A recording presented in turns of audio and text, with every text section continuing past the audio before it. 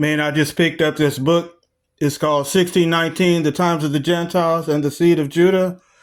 And man, I learned some new things out of here. If you all can get this book, I highly recommend it if you can find it, because it actually tells you some prophecies in the book of Daniel that talk about when the Messiah is going to come back, the actual year he's going to come back, and also how the Most High never forgets how his people were treated during slavery. Look at here. He never forgets how they was treated.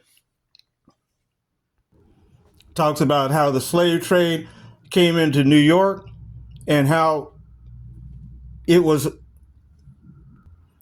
Street was set up, and the first slaves came to New York in 1626 in New Amsterdam, and how they set up Wall Street and they was making profit, all that money and oil and the Atlantic slave trade, and how they were running it even through false religion, how the Pope was even involved in that. So I highly recommend, if you can find this book, you can get it. But there's also one more point I want to share with you.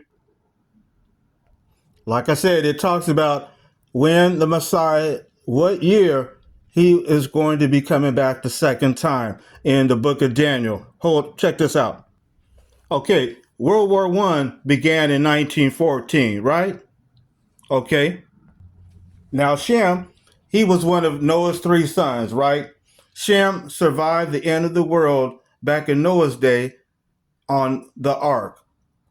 And Shem, he had a son named Arpachshad. He was the first child born after the flood.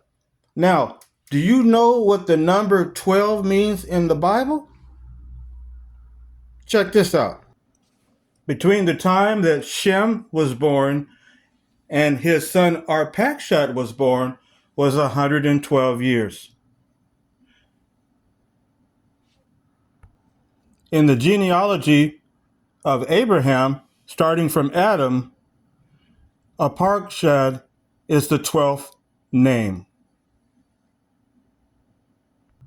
If we count 112 years from 1914, World War I, it would bring us to the year 2026. No one knows the day or the hour, according to Yahshua Yesu. But he did say, when you see all these things, know that he is near at the doors.